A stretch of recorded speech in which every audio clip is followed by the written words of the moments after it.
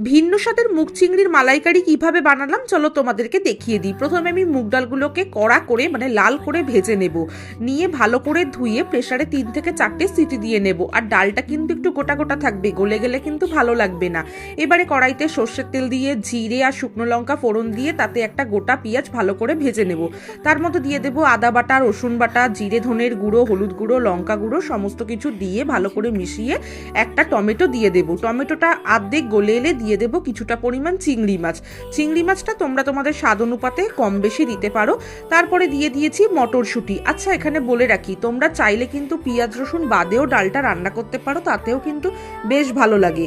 এইবারে যে সেদ্ধ করা ডালটা ছিল সেই ডালটা মশলার সাথে মিশিয়ে নিয়ে ভালো করে 3-4 মিনিট কষিয়ে নিয়ে দিয়ে দেবো গরম জল, নুন চিনিটা পরিমাণ মতো দিয়ে দেবো, কাঁচা লঙ্কা, ঘি আর গরম মশলা দিয়ে নামিয়ে নিলে রেডি হয়ে যাবে মুগ চিংড়ির মালাইকারি। ভালো লাগলে একটা লাইক করে